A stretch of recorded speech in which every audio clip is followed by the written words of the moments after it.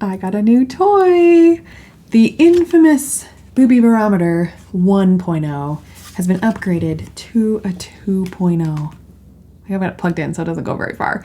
But today we're gonna play with it. I figured since I have over 100 breast pumps sitting in my closet over here, and we've been talking about breast pumps and pumping on YouTube for nearly 6 years now, we could invest in an upgrade. So in this video, I wanna talk to you about what metrics are important with a breast pump. We're gonna do some live testing here with this new thing. I'm so excited. A couple years ago, I did a video on just a science-based approach to breast pumps, and it was a really big hit.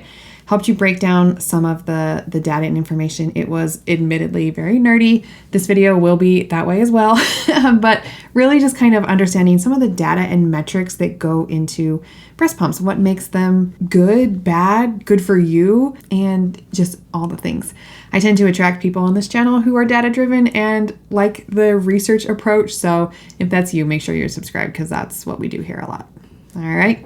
So since I started in the breast pump space, I have been an international and keynote speaker at many conferences, guest interviewed on podcasts, interviewed for the Washington Post. I published a peer-reviewed academic journal, largely because of the data that we've collected and organized from this device. And so it's really amazing to be here. My main job in this business is as a coach inside of our signature program called Pumping for Working Moms.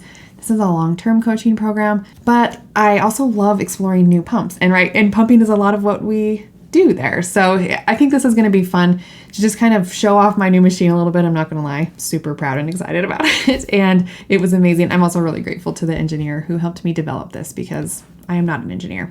And he was really great to work with me in getting me the data and information that I needed. So one more thing before we get started, I'm going to put 2 links down below to join our email list. If you like this kind of data and research, that is the best way to stay up to date on all things pumping, both new pumps to the market. And if I'm going to share data and information, I'm going to do it to our email list. So that's a great place to keep in touch. There's one for mothers and one for professionals because we talk to those a little bit different. And I would love to see you there. If you are a lactation professional, we actually do have a 13-hour training for you on the in-depth things of pumping, the science, flange sizing, and practical pumping. It's like 13 LSERPs for you available too. So I'll put a link down in the description for you. So let's jump in. When looking at a new breast pump, which metrics matter most? All right, we're going to be looking at these 4 areas here: suction, cycle speed, suction pattern, and the flange kit. Okay, when we're talking about pumps in these categories, just so you know, the pumps that I've chosen today are just the ones that featured the metrics best. Okay, so these aren't like favorites. We're actually not associated with any breast pump company, so it just is what it is. There is on our website a full disclosure of how our company makes money. There's also coupons, reviews. I don't know. I don't really deal with that in my company. Someone else does for me. But that's all on our website there. Okay, so I also think it's probably time to introduce on this channel my little best friend. I bring him to speaking engagements a lot, and this is my opinion minion. A lot of the information that I'm going to be sharing with you today is objective data, like graphs, like stuff that just is what it is, scientific research. But anytime I do want to share my opinion, I'll have my little minion come on and help me because I know I probably will at some point. He's super fun. Okay, so let's dive into the first metric, which is suction. And this is probably the most common metric that I see compared between breast pumps, okay? And while a breast pump does need strong suction, it's only one metric. But let's look at it first just so we're really clear on what matters and what doesn't. To be honest, most pumps on the market have maximum suction in a very similar range, okay? It's not that common that someone needs 300 mmHg suction to be able to remove milk effectively. That's a lot of suction. Okay, so I've got my machine set up down here, but I will put the graph over here on the screen for you so you can see what's happening in real time here. Okay, so this is the Spectra 9. I'll show you this little pump, little Spectra 9. We're gonna look at the maximum suction on the Spectra 9, okay? So I'm actually gonna switch it over into expression mode. Okay, so here's expression mode. Let's just see how high this little pump goes. 5, 6, 7, 8, 9, 10. This pump actually has a pretty strong motor. This is single-sided pumping, which we're going to talk about that in just a second. But it looks like we're getting 375, right? This is also an older pump, so it's always interesting to me if we get newer pumps, they perform a little bit differently as well. So that pump has pretty high maximum suction. Sometimes we have pumps that don't have quite as high maximum suction. Let me show you one now. Okay, and then here's another one. Sorry, I gotta hold the flange in here. Here's another one. This is the Amita Maya Joy Plus. This is the maximum on level 12 that it goes. This one is a little bit tricky because I think it has more capabilities, but you can see that pattern is kind of like pulling straight on the top where there's more suction that's being applied. So a really interesting concept. This one actually might perform differently when it's double pumping. It might have better capabilities, which is kind of interesting. But you can see that that's even just between these two pumps, it's like an 80 mmHg difference there, which is big, right? And I think those single pumping numbers are what we see compared a lot together.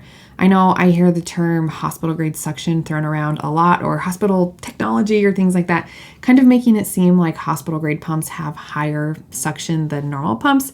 But to be honest, in my testing, I found that most pumps fell within a really similar range. Hospital grade pumps, personal use pumps, even a lot of the wearable and portable pumps all fell within a really specific range, especially when single pumping, right? Those numbers were pretty consistent. So more suction doesn't mean hospital grade suction, okay? And there's actually no regulation of that term. The FDA doesn't regulate it at all. So literally anyone can put it on their marketing, whatever they want to do. One pump that did catch my eye was this little wearable pump. It's just a Peru, around kind of a random company on Amazon. In their marketing, then the title, it says 338 mmHg, which kind of caught me off guard because I'm like, that's a very specific number. So it actually did entice me to buy the pump. And I figured it would just be kind of fun to test it here with you now, because I think this is people are marketing this high suction, right? That it's better. You're going to get more milk. I don't know what they're thinking, but this is marketing that you're seeing these high numbers and you think higher is better. But let's find the expression mode. Sometimes it's harder than it sounds.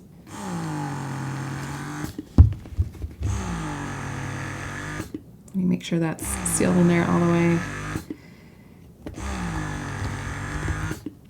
All right, I've actually already tested this pump before and I know it doesn't go up to 338. Also, I don't know where they got that number. Again, like I'm using this device here and I don't know how they test their devices and come up with that.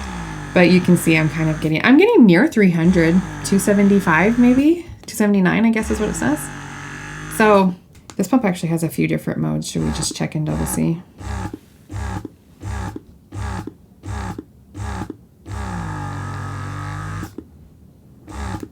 Nope, that one didn't go up to 338. Yeah, so I just checked the other modes too on that one. Nothing gets up to 338, but it's still a really strong wearable pump. But anyway, I know you're seeing this marketing and I know it's like seems like maximum suction, the most suction, the highest number is the best. And it's just not, right? And even between pumps, if you're comparing two pumps together and one has a higher suction, one has a lower suction, even if it like 20, 30 mmHg difference, like that's not going to really matter. And a really important point, which is what we're going to cover next, is there is a huge difference between double and single pumping. The number that you're seeing advertised and talked about usually is almost always single pumping. And many pumps, not all pumps, naturally lose suction when you plug in two sides, right? So there's a few exceptions to that, which I'll tell you in a minute. But here's the spectra. When I did single pumping, I can get like near 300. Sometimes you can get over 300 mmHg there. With double pumping, it's more around 220, right? Which might surprise you saying like, wow, the Spectra works so well. And honestly, we don't have a lot of moms that are maxing out the suction on a Spectra, right? So even 220 is probably higher than you would maybe need. Where's my minion? Here we go. Just from anecdotal practice that I've had, I have noticed that moms tend to be pumping around 125 to 175 mmHg while they're pumping, just because I work with a lot of working moms specifically who are pumping, and I know the levels that they're pumping on. We compare them between pumps, and when you're single pumping, I've noticed that those ranges are somewhere in there. Not very often do I have a mom maxing out a a breast pump like this. So even 220 is respectable. Sometimes pumps can maintain suction on both sides. So this is the Ardo Alyssa. This is not a dual motor pump, but it just has some technology built inside that allows it to maintain the same suction when you're single or double pumping, which is really cool. Here's the Baby Buddha, which is known as a really strong pump. Even that one doesn't maintain the same when you're single and double pumping, although it was pretty close. This one lost less than like the Spectra, for example. It's normal to have a little bit of loss there, right? But I think an important thing to know is the number that you're comparing isn't always the same number, okay? So there's no double-sided loss on dual motor pumps. So pumps that have two motors, one on each side, like the Spectra Synergy Gold is an example of that. On wearable pumps, because you have a motor on each side, right? So there's no loss when you're double pumping because it's individual motors. And then some, well-designed pumps like the Ardo Alyssa, a lot of the hospital grade pumps either are dual motor or have that kind of more advanced technology and tend to keep really similar suction when you're single or double pumping. So be careful when you're comparing pumps, right? If you see 250 on a wearable pump like this and 250 on a pump where the suction split, it's not the same capabilities. So just something interesting to note there on single and double pumping. Another important factor is, I know we're talking about max suction, but the minimum suction also matters. And I don't like to see, where's my money? I know I have them a couple times here. I don't like to see pumps that have a high minimum suction, okay? Because what if you need lower suction, right? More suction is not always better. Like, I don't know how many times I can say that, but I like to see pumps with a big range like this. So for example, this pump, these are single pumping numbers. I can get down to 23 mmHg, which is not a lot of suction on level 1. I can get clear up to 214. So there's a big range there in suction capabilities, which gives you, the user, a lot of flexibility in finding something that's comfortable and that works for you. A pump like this is the Baby Buddha, and this is the old model. They actually do have a new model now with a better stimulation mode that doesn't go so crazy. This is in, expression mode though. You can start around 100. I think on their new model, they brought it down a little bit to around 100. And it goes really high, which is great, but the range is much smaller. So if you need lighter suction, if you are sensitive, or if you have a crack, or if you just like lighter suction works better for you, it's going to be hard on a pump that the minimum suction is really high. Does that make sense? So just something to note there as well. I am going to say it one more time that more suction is not always better, okay? There's a whole nother video on the channel that I will put down in the description for you that talks more about this concept. There is a point when too much suction actually causes you to get less milk, and I don't want that for you. So we don't have to be bumping up the suction like crazy and doing crazy things because it's only one part of how a breast pump works. I've had this request multiple times to test a manual pump and see the maximum suction that you can get on that.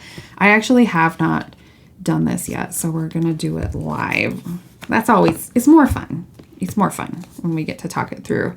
So let's just see what I can get with this. Well, that's in stimulation. I want it to go all the way. Whoa, I can get pretty high. Okay. And it's kind of going down as we go. I wonder why that's happening. See, this is why we test stuff scientifically and try and figure out what is happening. So when I first put it on, I could get it up to, maybe I can get it more just by brute force. I can also adjust the suction however I want. So a manual pump can be a really good thing, but I will say this data is really interesting. And this is why we collect data, right? Because now that I'm thinking and pairing it with user reviews, you can actually pump with too much suction on a manual pump because it kind of feels like you should just go all the way in, but that's a lot of suction, right? So you may only need to go halfway. Even that is, let's see if I can get around 200. There, right? I have seen moms that have hurt themselves, caused damage with a manual pump because they're using it, just cranking it all the way in. There's another video on manual pumps on the channel too. There'll be a lot of videos in the description there. But be cautious in how you use it. Be intuitive. Pay attention to how it feels, right? And use it as needed. So that was actually really fun. Maybe I'll test a few more of them later and see if they're all really similar in that range. So kind of cool. Okay. I'm having way too much fun with this device. The next thing we're going to talk about is cycle speed. And a breast pump is so much more than its suction capabilities, okay? And that's like a main takeaway I want you to leave this video with. I'm finding that cycle speeds are really a vital part of this equation too. This makes the biggest difference when you're switching between pumps or in the speed and ease of which you can get a letdown, okay? Those are both, the letdown is really important, to be honest, and that's what we're going to focus on. But I've seen a challenge when you switch between pumps, and I think it's largely due to the cycle speed here. So we're going to be saying these words a lot, so I just kind of want to give you some quick information so we are on the same page. We've got stimulation mode and expression mode are the two most common modes that we see on breast pumps. And I'm actually going to use the Mom Cozy M5, which is, I don't know. I picked it though because it has multiple modes to show you. So let's do this. Okay, so this is stimulation mode. This is on level 5. I just picked a random level here, but it's really just up and down, and it's a little bit faster. You can see the cycles per minute here is around 70. I think it actually gets faster if you have the suction turned down. Yeah, when you have the suction turned all the way down to level 1, it actually is around 120. As you turn up the suction, it gets a little bit slower. So stimulation mode typically has faster speeds, okay? And this is to help initiate that letdown. When you switch it over into expression mode, this is where we have slower and usually longer pulls, okay? So you can see that this cycle speed has slowed down to about 35. I'm on level 5. So just kind of like a mid-range number there. And this is just try and simulate what a baby does, right? They're sucking faster to initiate that letdown, and then they switch to slower, longer sucks when the milk is coming and they're trying to swallow and do that thing too, right? So some pumps have the ability to switch back and forth, between stimulation and expression. You should probably be doing that multiple times in a pumping session. Occasionally, though, we'll see some breast pumps that just have low to high speeds. So you really have to understand that concept of cycle speeds and what they're for to use a pump. So a common one that I see is the Evenflow pump. I see this pump a lot on insurance, or, a lot of people can get them for free, from their insurance. So this one doesn't have a stimulation and expression mode. It just has 4 speeds. Slow, faster, fastest, fastest-ist. That's very scientific of me. So you really have to understand how cycle speeds work in relation to lactation to use a pump like this. All right, I'm going to turn it on and show you. So this pump actually does start on the fastest speed just when you turn it on, which is basically stimulation mode. You can also call it massage mode, bacon mode if you're using the spectral. I've heard a lot of different things. But it's going to start on the fastest one for you. This one's at about 80.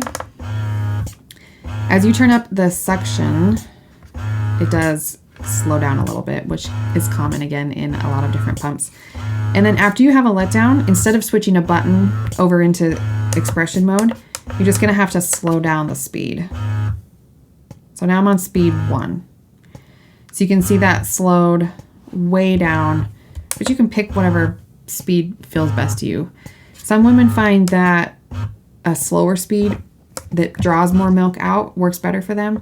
Some like it a little bit faster throughout the whole session, and that tends to just be user preference. Cycle speed is not only really important for milk letdown on how quickly you can get that and how effective it happens, but the letdown is a trained reflex, okay? So if it works for you, it works, great. But things do get tricky when you start switching between pumps, and I think a lot of that is from the cycle speed differences there. Again, suction tends to be like similar-ish. We're going to talk about another aspect of suction in just a minute. But cycle speeds that are different can make the letdown more challenging, right? So for example, you have here the Medela Symphony that is about 120 cycles per minute in stimulation mode. Works really, really well for a lot of mothers. It's fast, right? And it tends to initiate letdowns quickly. That's why this pump is really effective. They use a lot in NICUs and hospitals. The Spectra, however, has stimulation mode in 70 cycles per minute, but it also works well. But when you switch between these pumps, sometimes that can be tricky. So if you're a mom that was using the Symphony in the hospital and it was working really well for you for a couple of weeks, maybe your baby was in the NICU, and then you went home and tried the Spectra, which is also a really great pump, and found that it was more challenging or just different or just wasn't working as well.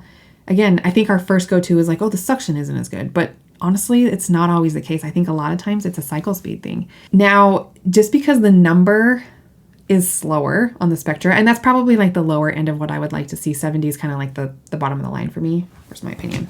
70, bottom of the line for me. If I ever made a breast pump, it would not go below that in stimulation mode. But just because that number is low doesn't mean it's bad. And this brings us really, really well into our next section, which is suction patterns. This has probably been the most fun thing for me to look at because I find it so hard to describe to a mother who's looking for a pump or has never felt this before, or who didn't like the one that they had tried previously but couldn't really describe why they didn't enjoy it, or they loved one and couldn't, you know what I mean? The suction pattern has really given a lot of clarity here and an actual picture to look at, right? Which is one of the big things I was looking for when I created this device in the first place. Honestly, the best way to truly understand how a breast pump works and why it works well for one mother and doesn't for another is to pair data like this that we've gathered with user experience. So I have really loved exploring suction patterns to kind of help clarify when a mother says, I don't like the way this feels, or I like pumps with a longer pull, or similar things like that. So let's explore some fun suction patterns for a little bit here. One thing a breast pump cannot replicate is the randomness of an infant's feeding. Okay, if you've ever fed a baby at the breast, you'll know there's not a lot consistent about it.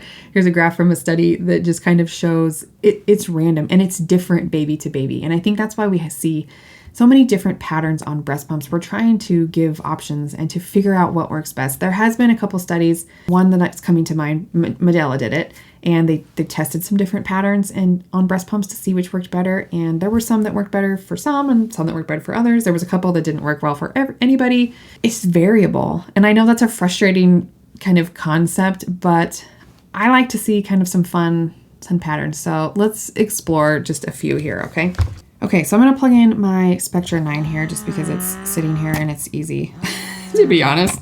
Let's find a really like just middle of the road. The Spectra the Spectra 9, it's a little one, has a very classic pattern. It's just like up and down, right? Stimulation mode. I always accidentally turn this pump off. Stimulation mode is very similar, right? It's like up and down, up and down. And then when you go back to expression mode, it's still just kind of up and down. So that's a very classic pattern. We see that pretty often on a variety of pumps. Now I'm going to plug in the Spectra 1, same company, right? But it definitely has a different pattern to it. Can you see it, how it's kind of vibrating? And if you've ever used this pump, you'll know that it has kind of a vibration pattern. Here we go. I think this is the best one to kind of show a vibration pattern for you. So you can kind of see that it's not just going straight up like the Spectra 9 did. It's coming up in a little pattern. I'm going to make it bigger so you can kind of see. It's kind of got a triple burst to it. So like a bursty pattern. And the interesting thing is that in stimulation mode, this actually kind of makes it feel like it's going faster. So even though 70 is kind of at the bottom of the range of cycle speeds that I like to see in stimulation mode, this vibration pattern does make it feel like it's going faster. So sometimes you can move more easily between a pump with faster cycle speeds and this one simply because of that vibration pattern that it has. Now, sometimes companies change these patterns, whether intentionally or unintentionally, I don't know. But this has happened many times when a company switches manufacturers or changes the internal parts or updates a pump. Maybe they're trying to make it cheaper from a different manufacturer. Like I said, manufacturing breast pumps is a complex process, so I get it. But for example, this is the Medela pump and style. This is the original. This has been around for a long time. This is what I used when I went back to work like 11 years ago. It was kind of the only option I could find or knew about at the time. And it had a very classic pattern, kind of up and down. It tended to work pretty well. I mean, it had its things, but nothing fancy. And then Medela created another pump with the same name, which I'm a little bit salty about, to be honest, because it's similar in basically no ways. I think they were just kind of using the traction and the search volume from their other pump, to be honest. But they added this micro vibration technology. So it looks like this. And you can see that this looks a lot different than what we just looked at on the Spectra. This is much more aggressive, a lot more sharp toothy, and it feels more aggressive too, to be honest. And it's really fun to look at graphs so that we can tell what's happening and why. And so that was really interesting. Another pump that did this a few years ago was the Luna Motif. And I think that one may have been a little more unintentional. I haven't talked with the company. I think they just changed manufacturers or parts that were being used and it changed the pattern. And the suction was similar-ish, but people did not respond as well to the pattern that was different. It was really sad. I'll put a video from a couple years ago that we did talking about that down below with more details. But the pattern matters because, again, the letdown is a trained reflex, and you can find a pattern and a feel that expresses milk the best for you. The pattern can also change as we increase suction. So I'm going to plug in the Spectra 9 here too. Again, it just is a really good example of... Okay, so you can see on this one, this is level 1 in expression mode. It's going up and down, kind of just a triangle pattern, right? As I turn up the suction, this is level 3. Again, still pretty consistent, up and down. I'm on level 6 now.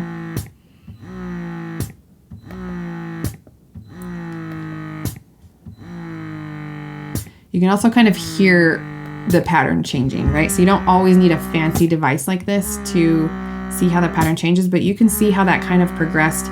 Now the pattern looks a little different, right? It's pulling really strong all the way up a long pull and then down, where before it was more of a straight up and down. Can you see the change there? So changing the suction also can adjust the pattern a little bit too. Okay, I am having way too much fun with this device, and I hope this video is not enormously long, but it might be, so sorry. But I really want to show you this little pump. This is the Minuet from Unimom. It actually has, this is very atypical, okay, just so you know, but it actually has different patterns. As you increase the suction, the patterns change. And they designed it this way. It's kind of a weird pump. It's a fun pump to explore and play with, because it has a bunch of different patterns built in. Again, this is not normal, but I just kind of want to show you because it's really fun. Okay, so there was level 1. Here's level 2 in expression mode. It's kind of normal patterns. And honestly, I can't even remember where it switches, so I'm kind of doing this live together. This is level 3. So here's level 4.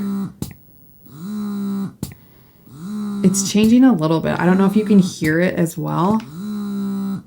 Here's level 5.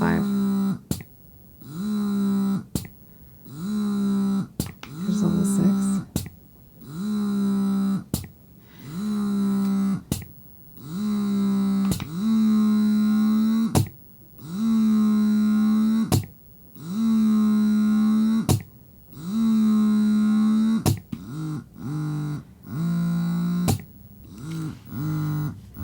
So this is level 8 now. So you can see that pattern looks so much different. See level 9.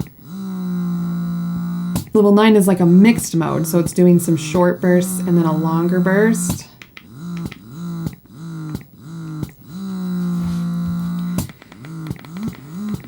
It was a little bit subtle. I'm going to walk through these pretty quickly because there are some other changes in levels 4 and 5 and 6 that were just a little bit more subtle. So here's 1. A little bit longer pull on top on number 2.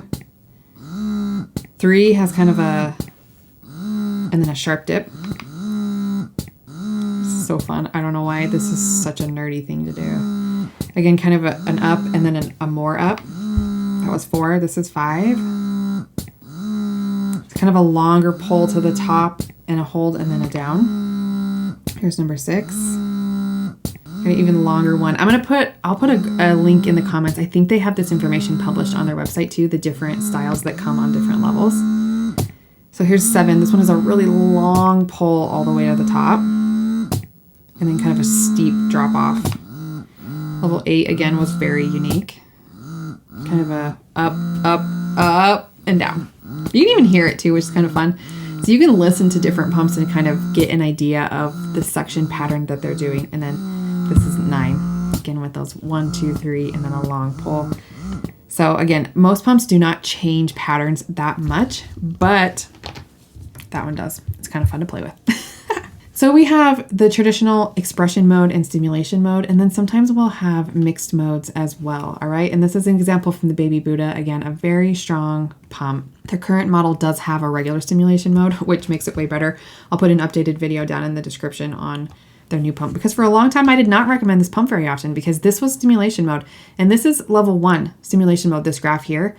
It goes up to 240 mmHg on that long pull. Again, this is single pumping, so it's a little bit less when you're double pumping, but that is a lot of suction to put on a nipple, especially toward the beginning of your session. So really, really interesting. And when that was level 1, when you compare it to level 10 or 9, I can't remember, in stimulation mode, the little sucks got stronger as you increase the suction, but that big one was still really, really strong. Anyway, very interesting pattern there. Here was another pump I tested, previously. This is the Bella Baby. I don't even know. I don't see it around a ton in the US anymore, up in Canada sometimes. But it has 4 different modes. So it came with this. And I'm seeing a lot more of these mixed modes, like this one on the bottom right here. And I think a lot of moms are liking them. And I think it's saving you a little bit of time from switching back and forth to stimulation and expression mode to get additional letdowns, which again is probably still best practice in my opinion. But I get it. Pumping is hard, and a lot of times you're multitasking and things like that. So I like to see some of these mixed modes. I think it can be helpful to just have a little bit of variety in what you're doing.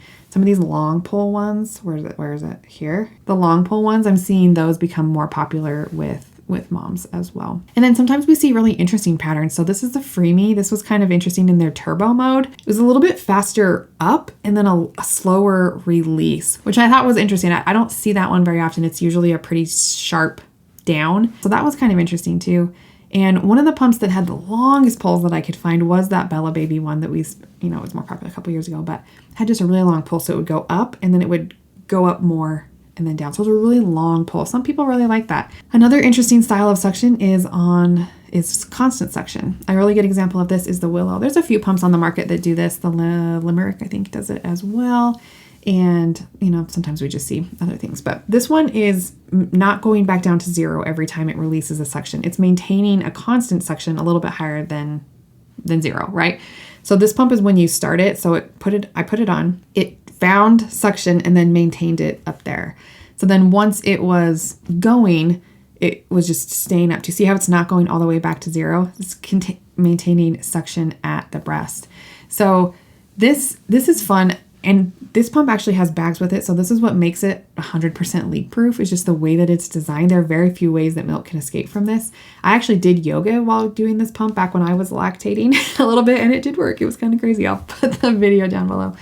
But that's another type of suction we see, just a different style. I also have gotten this request multiple times, so I figured we would just do it live together. And that is the suction that you can get on a Haakaa or a passive pump. This will be a little bit hard because my plug doesn't fit beautifully in this hole, but I'm gonna just see what I can get kind of making it work here. Okay, so I'm gonna go ahead and squeeze this in. See if I can get the suction to register. Okay, here we go. Ready? I'm gonna squeeze and suction. Whoa, 100 is pretty good. Okay. And then if I just hold it here, the thing is that when you're using the Haakaa with so you can see I've got it all suctioned in right there. When you're using it while you're pumping and the milk is coming out, it's slowly releasing as it fills with milk. So the suction starts high and then kind of comes down as long as you have it, right? Okay, I just took it off there. They also make like a Gen 3, which is like a really beefy version. I'm interested to see if I can get any higher suction with that one. 100 is definitely respectable. Oh, I got to 100 just for a second there. Come on. Oh, yeah, I got a little higher with that one. This pump is 125.